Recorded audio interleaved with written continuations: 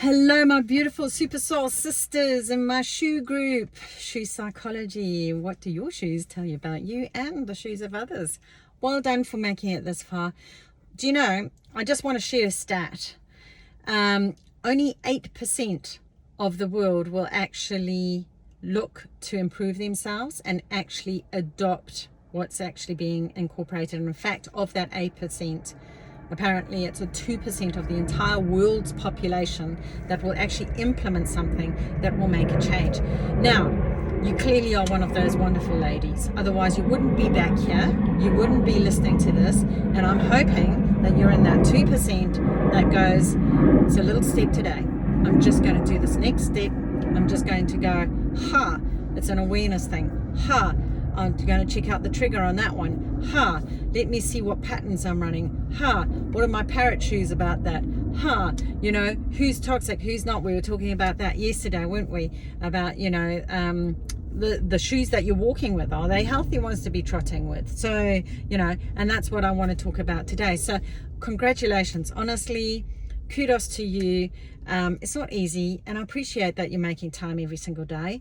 I would love to know if this is making a difference. Please, you know, share it and, you know, let other ladies know. I mean, this is what it's all about. I mean, I just want people to know that they're not on their own. And these are things that that have worked. You know, all this knowledge that I've gathered over the years has shifted not only my life, but the lives of people I care about, really care about. And you know, people who I've, you know, came in my door as an acquaintance, left as a friend. Okay. And I know, you know, it doesn't matter where I see them. Our paths, you know, may part, but they'll meet up probably one day. And it's like, what a joyous encounter. You know, I may have only had you on my path for a short period of time, but I made it count. And that's what this is all about, that connection time, that support time, that, you know, when others aren't around that you probably thought would be, you know, someone here in this group is, you know, or if you've done coaching with me, that, you know, that person's me, or that this is enough for you to know that people care, because, you know, I'm doing this for you, you know, because it has made a difference. It has shifted other people that were absolutely clueless, walking backwards, you know, or stuck, just not even, they're in their shoes and they're just stuck. And you're like, yo, sister, need some help there, you know? And it's like, sometimes there's no shame. There should be no shame in going, you know, kudos, I'm struggling. Can you help me? And, you know, there's a lot of pride out there, I'll have to say, from people who, you know, it's like, don't want to reach out, you know, it looks like I'm desperate, or, you know, it looks like it's weakness, or I don't want other people to know. And I have that a lot because I'm in Queenstown. It's quite small. There's sometimes people that I coach that I just don't even acknowledge, because, you know, they're worried that if whoever they're walking with sees me, they will then think, oh, well, how do you know them, you know? So I always wait for the other person to engage. If they, you know, so if you're one of those people that I do see afterwards and I don't greet you, that's kind of my operatus modum, because I want to respect your space. It's like, I honor the fact that you came to me to get the help that you needed. You know, the goal is to create a big enough shift. If I see you in public with someone, I will not go up and boast about it and brag about it and be that person that's like, you know, I helped her when she was down, and yes, sister, you know, none of that. That's not what it's about. I just want that person to then know that it's like, if you want to come to me, fine, and I won't say what I do. I will not declare, because I have another business. So if they feel more comfortable saying that they know me through that, or through a social connection, then that's absolutely fine. I'm absolutely fine with that. And if they don't even want to greet me, that's also fine. Your shoes, your path, your way, okay? And I respect that. You know, I got my respect shoes on, and it's like, you know, we had the time together. Hopefully it's made a difference. You know, most of the time it does, to be honest. And if it's even just one little tiny gem that's shifted someone, fantastic, it's worth it, right? So, you know, if we can all be like that for each other, once you start learning all this stuff, you'll be able to not only, you know, things start falling into place for you. You go, oh yeah, there goes a number 3, you know, an Enneagram. Oh, I've spotted you, you're number 1. Oh, look at them clashing like that. Oh, 2 1s going at each other. You know, I'm right, I'm right, I'm right, I'm right. You know, or it might be, you know, an 8 and a 1, and it's like, no, I'm right, and the other one's going, well, I'm more powerful, whatever. Or it might be that you get 2 2s together, and they're like, oh, we love helping people. It's so wonderful. I love it. You know, and you're like, sweet, I made that happen. And I mean, like, there's joy in that. You're going to be able to go, oh yeah. And it'll become like riding the bike, where it's like easy. It's like, I've spotted this, they're towards, they're away from, you know, they're not an energy vampire, they're a giver, not a taker. It's all, I almost have like a checklist in my brain now when I meet someone after about, just give me a few minutes. I mean, maybe that's a bit sort of, maybe I'm being a little ambitious saying that. That's my personality type coming through there, isn't it? Where it's like, give me at least half an hour with them, and I'll be able to say, pretty much tell you automatically, they, you know, this Enneagram number, they're towards, away from, they, you know, they proactive, reactive, they, you know, I've got a little list that literally goes ding, ding, ding, ding, ding, ding, ding, you know, just like I see it when you're crawling the web with Google, you know, the crawler, and it automatically detects, you know, goes, have you done this? Have you done this? Have you done this? Tick, tick, tick. Okay, your X amount, you know, shifts you 10 places up onto, you know, page 1 or whatever it is. Well, it's the same sort of thing, that you'll get to a point, if you implement this stuff, if you've actually done the exercises, and if you do it enough, you know, like, you know, not just learning it, but actually implementing it for yourself, and then implementing it for yourself over and over again in different scenarios. If it works, of course. If it doesn't, then implement a different technique. Learn all this stuff, and then now you can help your sister, your brother, your family. You move out of your family, you know, circle, and you can start helping friends. Maybe it's work colleagues, but only do it with people who want it. You know, like I've just said to you, majority of people are not interested in this stuff. So, like, you really are like the creme de la creme just by being in this group. Honestly, like, you are the 8%ers of the world just by being here, you know, in the Facebook group. And if you want to be in the 8%ers, then hop over to my Super Soul sister shoe group, because in Facebook, because, you know, that's where we're meeting. We're the creme de la creme of the, I'd like to say, the new spiritual, you know, movement of, like, let's wake everybody up, let's make them more conscious, the new consciousness movement. I don't know what label you want to give it. Give the label that suits you most, that will make you most comfortable while you're wearing your shoes on your path, your way. Yeah, Vix, I know you've said this so many times. Okay, but the whole idea here is that you get to a point where it's just rote. It's like, I'm riding the bike, I'm signaling, I'm whistling, I'm singing, I'm enjoying the scenery. You know, I can do multiple things at one time, and when you get to that point, navigating through life becomes so much easier. You know, you're not you know, struggling, and I don't understand, and why are we always clashing, and why do I just get on with that person, and, you know, it flows. And so one of the things that I wanted to talk about here today, you know, to move us on to that next step for you, is what I call the Holy Trinity Shoes. And the Holy Trinity Shoes are what I call the me, myself, and I. Okay, the me, myself, and I. The me, myself, and I. And it's the narcissists of the world. You know, we were talking about toxic energy yesterday, and of course this kind of flows on from that, because, you know, they are energy vampires.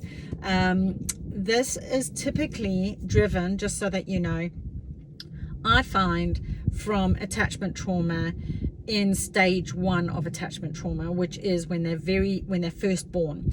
So when they're first born, the baby thinks that they are one with their mother. It is just them. Okay. They haven't learned about the separation of there's anything other than themselves. Okay. And then they might slide into, you know, phase 2, where it's like, okay, I now recognize, after I think it's about 6 weeks of stuff, they start going, oh, I notice that you're separate from me, you know. And after a while, you know, a bit longer, they then start going, oh, I recognize that that's mum and this is me. So they recognize that there's a separation, but they still feel connected. They still feel connected. And it is all about them. And it typically is, because they are so little, they're so vulnerable, and the mum gives undivided attention, hopefully. And it's all about them. And it's like, you know, ugu gaga, center of my universe. And that's how it is. Now, they expect that. If they don't move on to the next stage of early development, which is then recognizing that there's others, and it's not all about them. If they don't go through that phase, then they quite often land up in the narcissistic zone of it's me, myself, and I. It's about what I want. I'm ego driven. Now, remember, I was talking to you earlier on in the channel about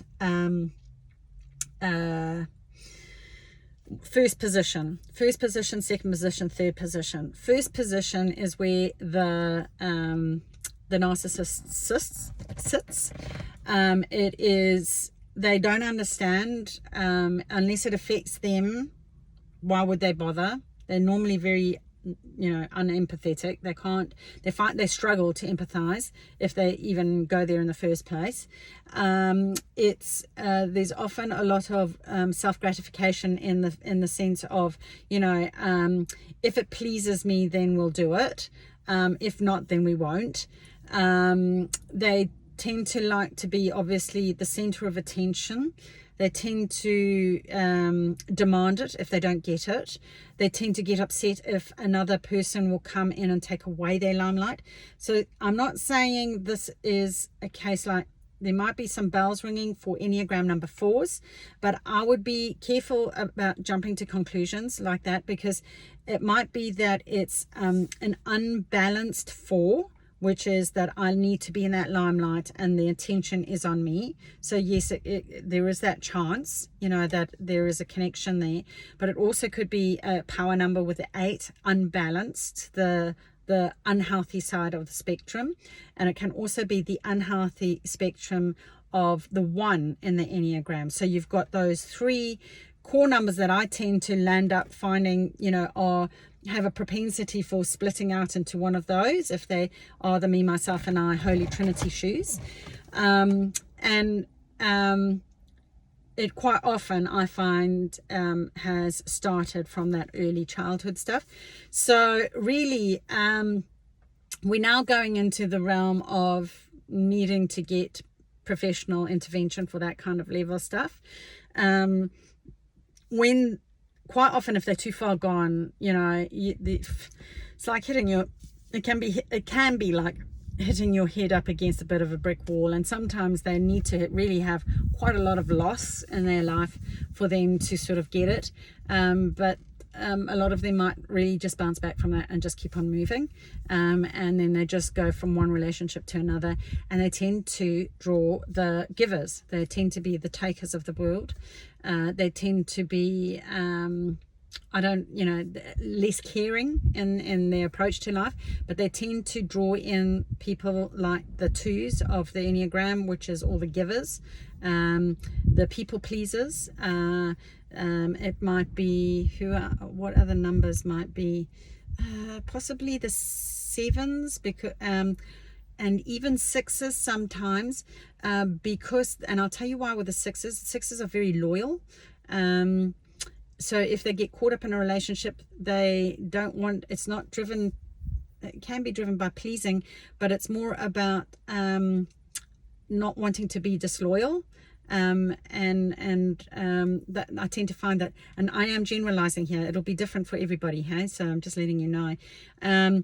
But can you see how you can start investigating? You can go, okay, do you know what, I did have a relationship like that. Like I years ago, you know, this is way back in my youth, I did date me, myself and I, a guy, and you know, he was just, you know, he was truly narcissist. And it was all about him, and it was all about, you know, and I, you know, I wanted to please, I wanted to do, and that's when I learned that, you know, there's a fine line between giving and being a doormat. Okay, so, you know, you just got to go, no. So if you're a 2 in Enneagram, you have a natural leaning to give and then overgive if it's demanded. Okay, you'll also find with some numbers like 5s don't like confrontation so much. So they might have a leaning towards being like that as well. So those numbers as well, you know, like I've seen 5s that are narcissists. I've seen, you know, 3s. They go across the spectrum. I mean, I'm just saying that those are the ones that I've personally noticed just through my coaching. It's not to say that those are the only ones. Everyone has a leaning. It depends on the attachment trauma that they've had. If they didn't get the love and attention that was needed, and they felt like they had to demand more in order to get that, then that's what they've learned, right? And that's how their coping strategy is in life. If I just demand more and scream more, like the baby crying, you know, and I'm not saying leave your baby, by the way, I'm saying the opposite. Go and give them the attention they need so that they can move on to the next stage in a healthy way. It's when they're screaming and they're not getting the attention that they want, that it often, that it becomes the problem. And they learn that if they scream loud enough, then mama will come running. But we just don't want them to scream that much in the first place, right? Okay, go and tend to them if they start feeling unsettled. That's my thing. Now, I'm not really a huge fan of the leave them to scream themselves into, I mean, Gabor Maté talks about this as well. He says, you know, what happens is, and as I mentioned before, that polyvagal theory where, you know, you have the up and the down dip, where, you know, the baby's screaming or crying, and they get to the top and actually they go into collapse mode. So actually they, it's not that they've just fallen asleep, they've actually exhausted themselves from overstressing themselves. So it's in his, you know, research and his understanding of years of being a psychologist, especially in trauma, he says, you know, we need to ideally move away from that model as parents. So for what it's worth, you know, and it doesn't, and don't beat yourself up if you've done this, because, you know, that's what we all got told, you know, that's what you're supposed to do. I just couldn't do it. I just couldn't listen to the kids cry. You know, I was like, oh no, I'm just going to be fretting the whole night if I don't go and look after them. So it didn't happen with me. I was run ragged as a result, but you know, there is that. But yeah, just be aware of, you know, who's a narcissist in your life, you know, who's got the Holy Trinity shoes on. If you're the person wearing the Holy Trinity shoes, I would suspect it's unlikely that you'll be here. But if you are, on the off chance that you are, maybe it's like, make the commitment to go and get that addressed, changed, sorted. What steps are you going to take to make that happen? Maybe you go and seek out a, you know, attachment trauma specialist, you know, and understand where it all came from. Quite often it's a learned thing. I often find that, you know, parents, mothers, whatever, that have it's really a primary caregiver. It's not necessarily just the mother, just so that you know. That as a primary caregiver hasn't given you the attention that you needed when you were younger, you know, is actually passed on. It's a generational thing, you know, because it's learned. We're conditioned animals, just like any other animal in the world. And it's a learned behavior. And if you think that that's how it's supposed to be done, that's what you're going to do. So maybe you're going to decide to break that cycle. So kudos to you if that's that's who you are.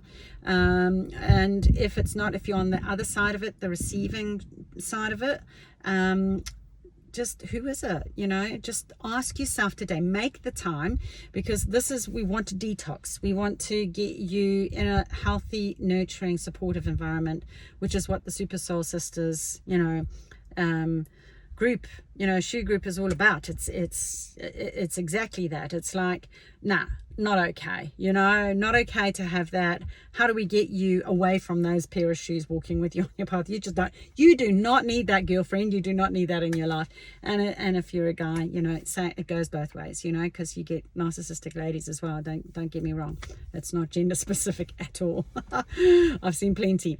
So anyway, I hope you found that useful. If you did, please will you thumbs up, like, please can you ask others to come and join as well that you think this could make a difference to.